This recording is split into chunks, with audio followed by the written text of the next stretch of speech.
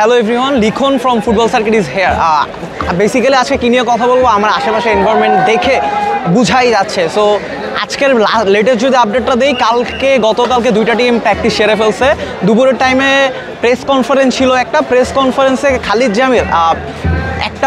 খালিদ জামিল ইন্ডিয়ার third choice গোলকিপারকে নিয়ে press কনফারেন্সে এসেছিল এবং প্রত্যেকটি কোয়েশ্চেনের কাইন্ড অফ ইগনোরই করে গেছেন তিনি। মাত্র 3 সেকেন্ড করে আমরা কালকের জন্য প্রস্তুত এবং কালকের ম্যাচটি আমরা জিততে চাই, এই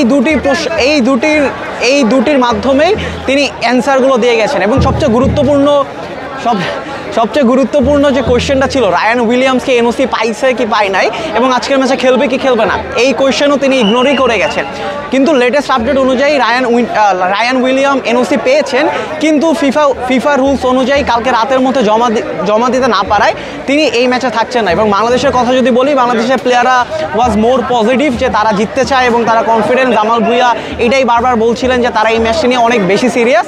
এবং এই নেপালের ম্যাচটির কথা যদি বলি, নেপালের ম্যাচটিতে অনেকগুলো কোয়েশ্চেন ছিল বাংলাদেশ টিম নিয়ে। প্রথম কোয়েশ্চেন ছিল যে কেন কিউবা মিচেলকে মাত্র 10 মিনিট প্লেইং টাইম দেওয়া হলো, কেন কাজেম শাহকে অনেক পরে নামানো হলো, কেন মিতুল মার্মার রিপ্লেসে নতুন একটা গোলকিপারকে ট্রাই করানো হলো না, কেন সাদউদ্দিন এখনও একাদশে খেলে, কেন সোহেল রানা 70 ম্যাচে 1 গোল করা একটা প্লেয়ারও কেন হচ্ছে বেস্ট 11-এ থাকে। তো এই প্রত্যেকটা কোয়েশ্চেনের অ্যান্সার হয়তো আজকে আমরা পাবো, হয়তো পাবো না। আজকে অনেকগুলো মজার ঘটনা ঘটতে পারে। আমরা এই ম্যাচটি জিততে পারি, ড্র হতে পারে এবং হারতেও পারে।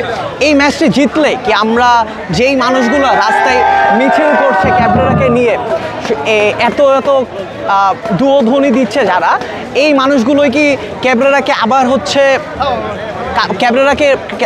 আবার প্রশংসার ধ্বনিতে দেখা যাবে কি যাবে না? আবার এই ম্যাচটি হতে যাচ্ছে এই উইন্ডোর শেষ match. Hamza, Samit, Cuba Mitchell মতো প্লেয়ারদের অনেক দিন পর্যন্ত হয়তো আবার মাঠে আমরা দেখবো না। তো সব মিলিয়ে একটা এক্সাইটমেন্ট আছে, সব মিলিয়ে পুরো দেশ এই ম্যাচটির জন্য অনেক অধীর আগ্রহে বসে আছেন।